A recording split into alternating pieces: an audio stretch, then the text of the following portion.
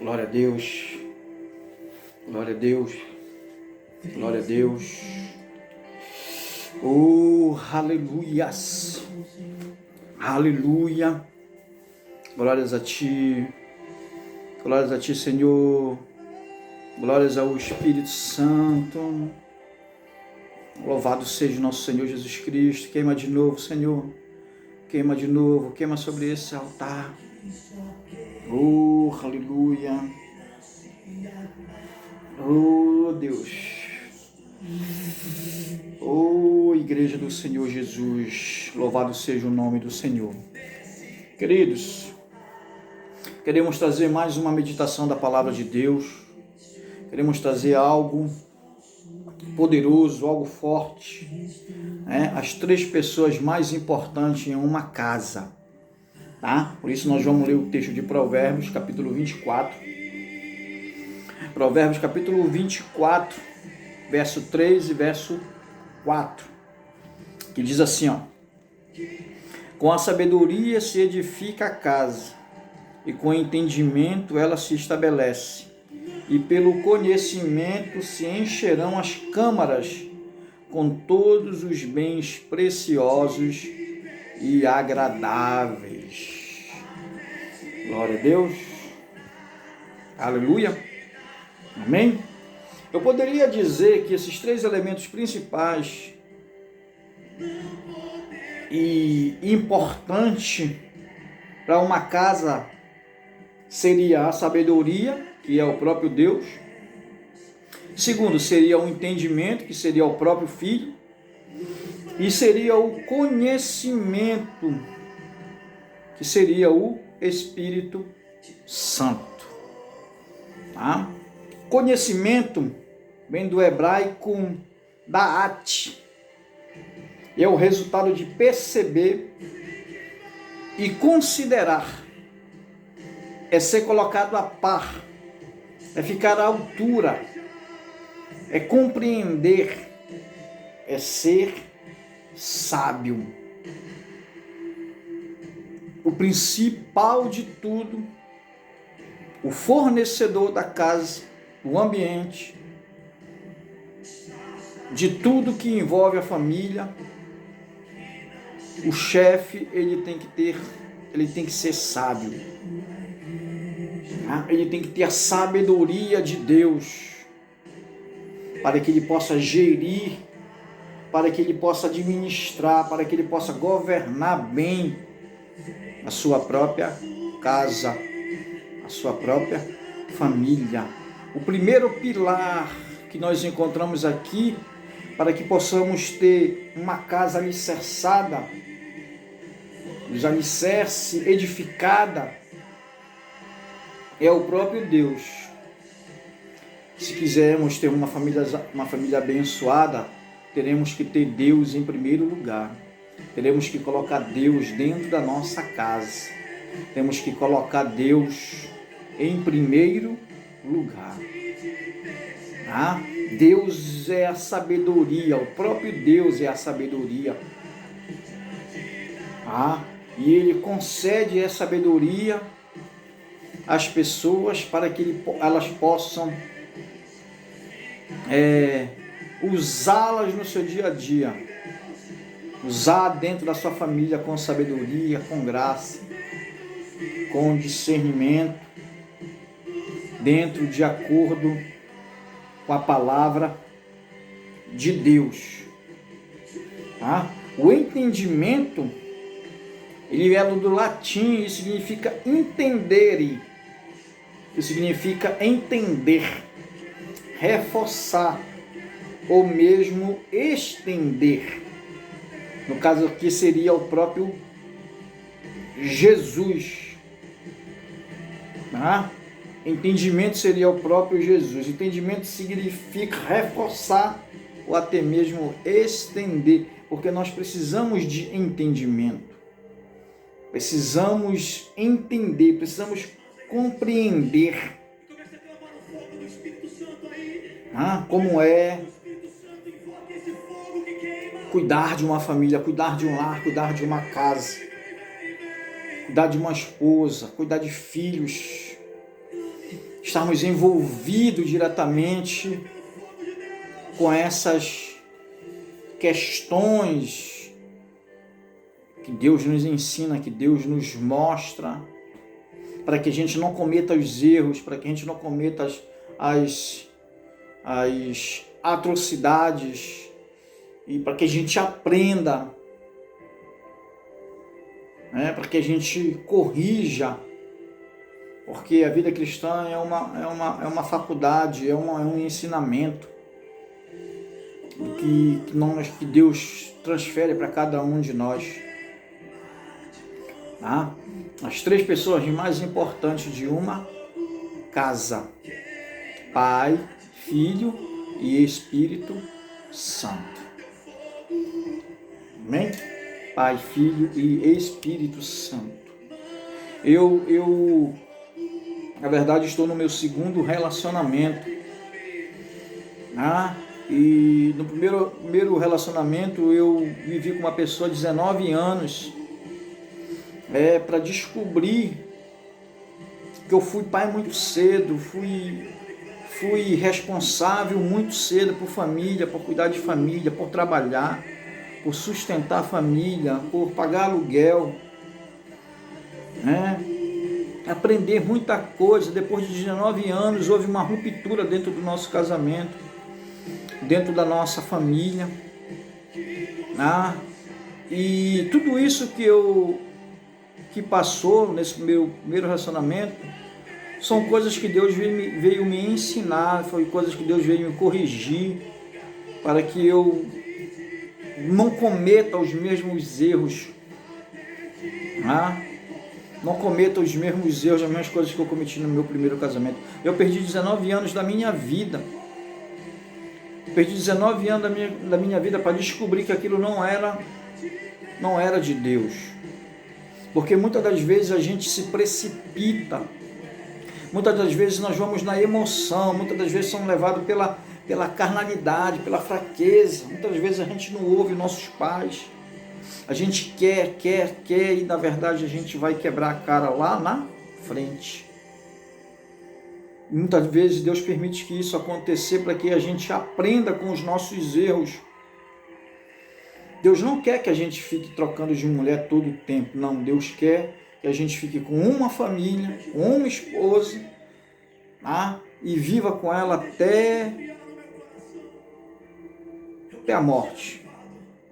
Mas existem situações que não vai ser assim. Por que não vai ser assim? Porque muitas das vezes a gente entrou numa situação que não era para entrar.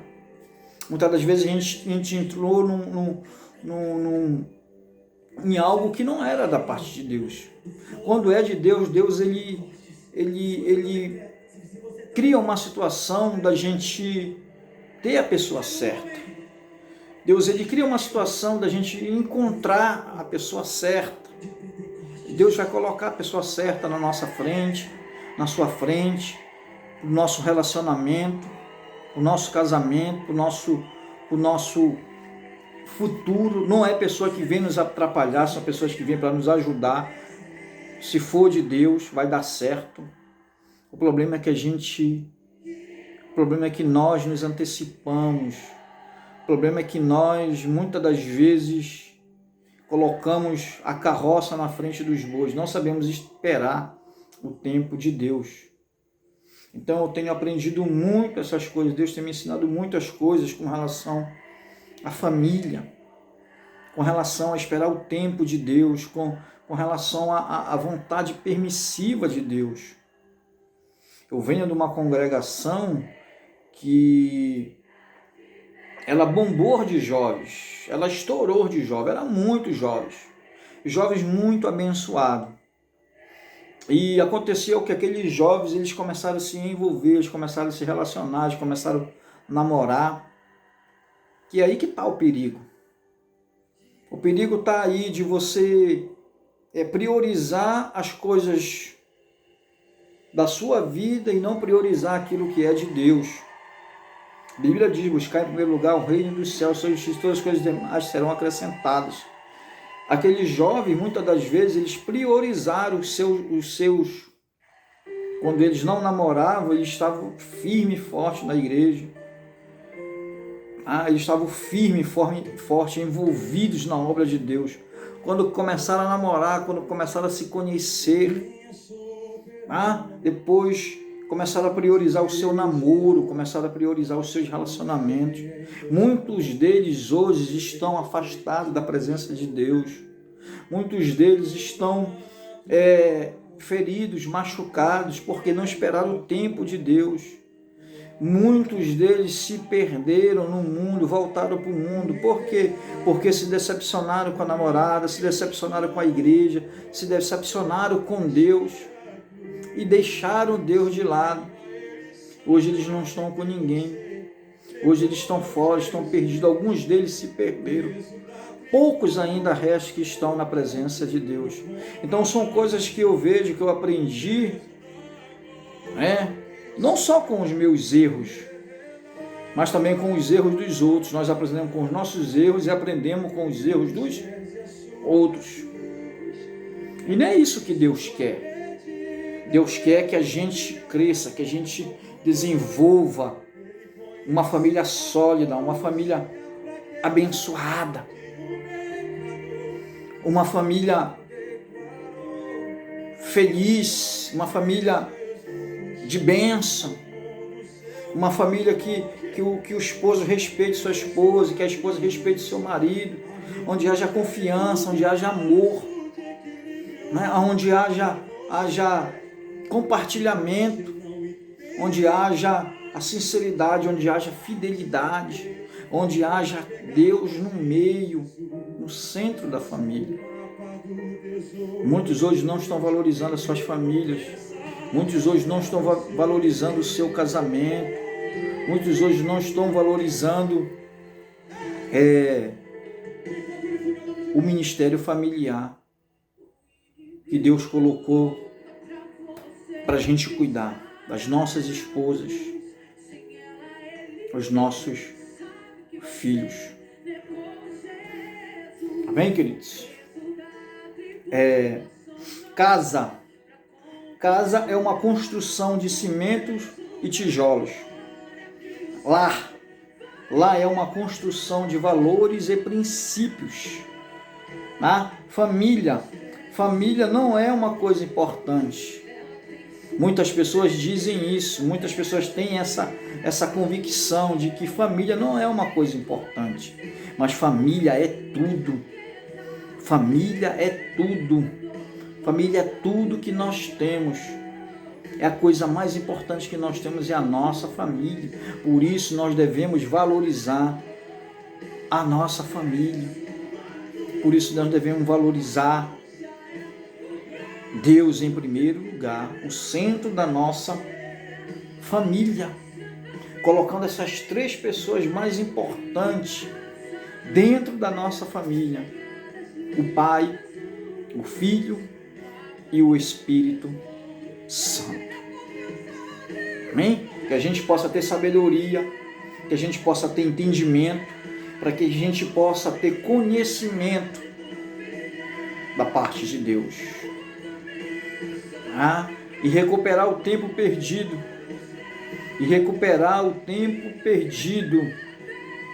Assisti um filme um tempo desse que o homem perdeu 1 minuto da sua vida.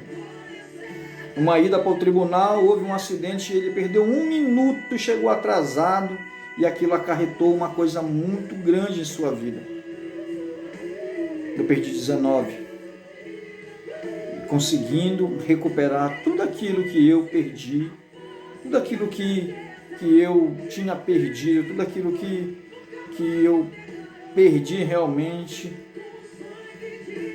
nós fomos recuperando, Deus foi nos abençoando, Deus foi restituindo novamente, Deus foi trazendo tudo de volta para a glória do nome dEle, para a glória do nome do Senhor Jesus. Amém, queridos? Então, a aquisição da sabedoria e do conhecimento é comparada com a edificação e equipamentos de mobílias de uma casa. Mobílias de uma casa. A edificação. O que é a edificação? A edificação é a construção, é o levantamento, é a solidificação da casa que está inserida nessas 3 pessoas da Trindade. Amém? E ela é comparada, a equipamentos de mobília de uma casa. Quando a gente consegue entender,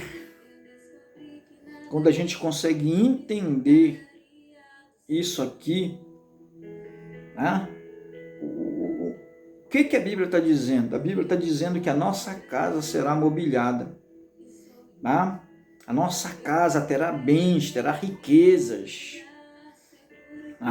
Ele diz bens, substâncias, riquezas. Significa estar em boas circunstâncias, ter uma vida fácil. É ter uma casa cheia de coisas novas, de coisas boas.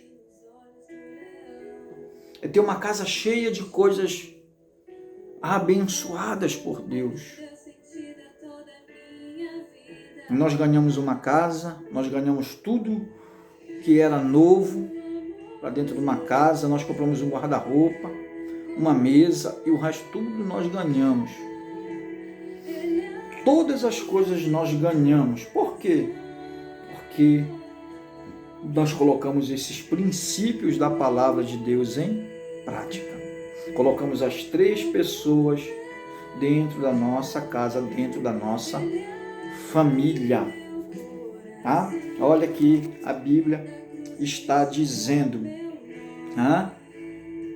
Pelo conhecimento se encherão as câmaras com todos os bens preciosos e agradáveis. Ou seja, a tua casa será toda mobiliada de móveis, de utensílios novos, não de coisa velha, não de velharia,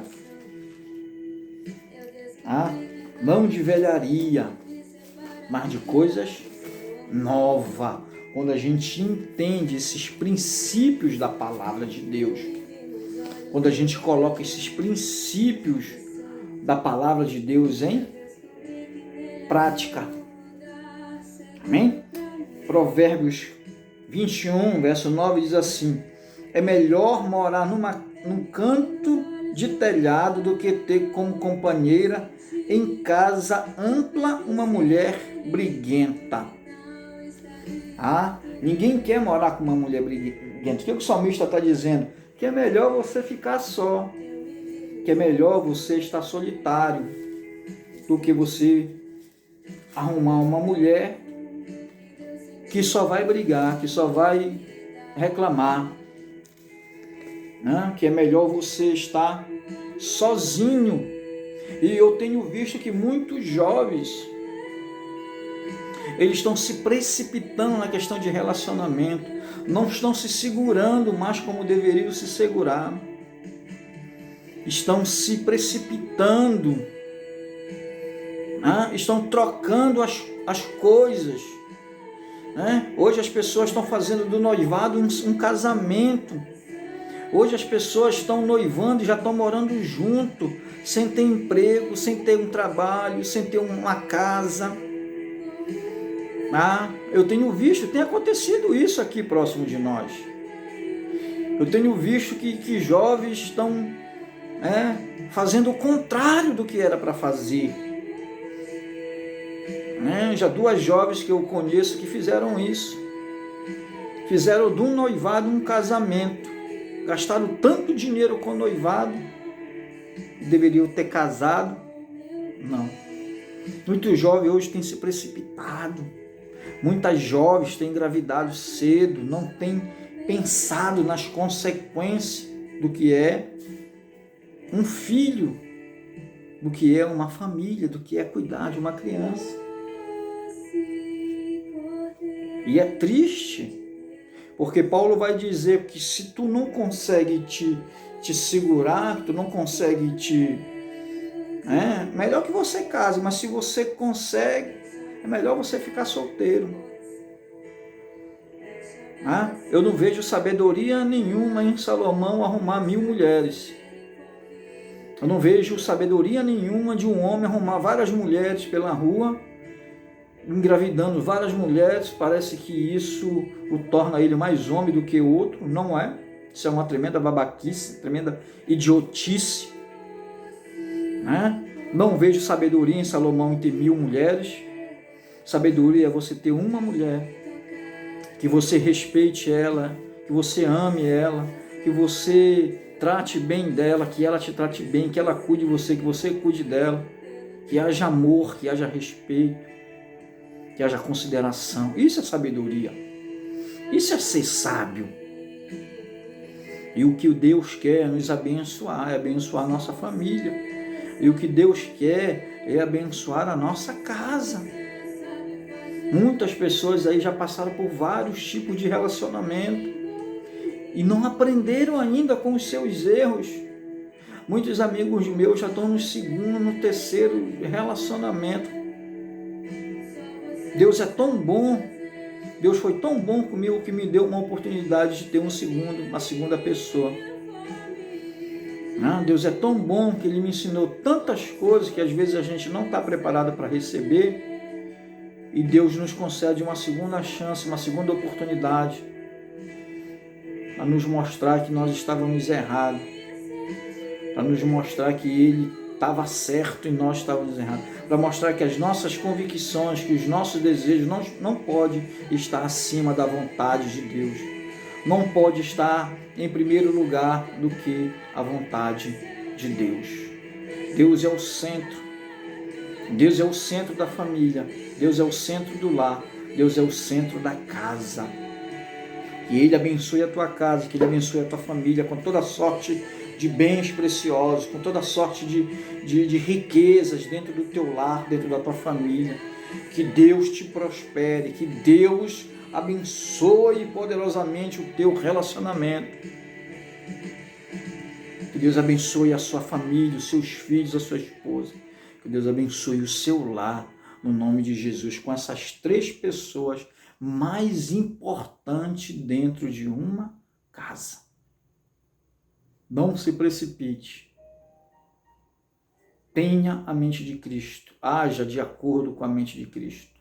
Espere o tempo que passar, que Deus vai nos abençoar. Mudar a nossa história, nossa situação.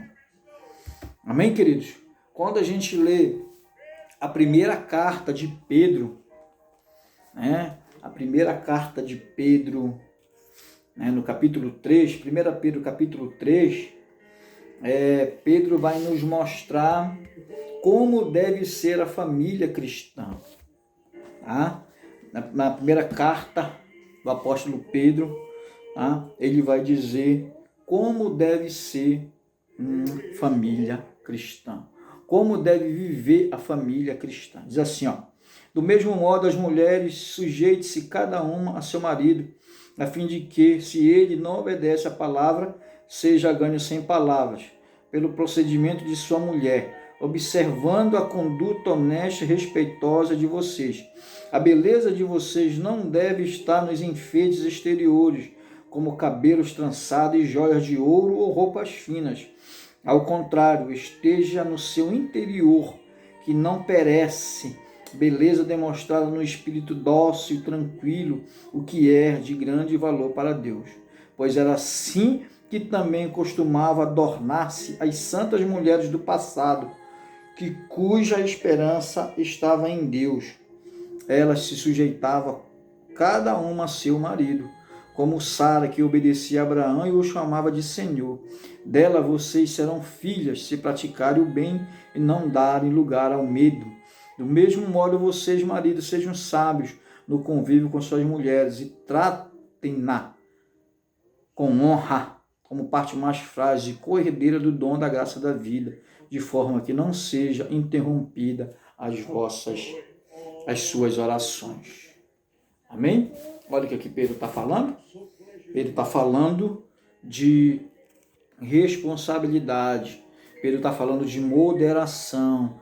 Pedro está falando de respeito, de conduta do homem e da mulher de Deus.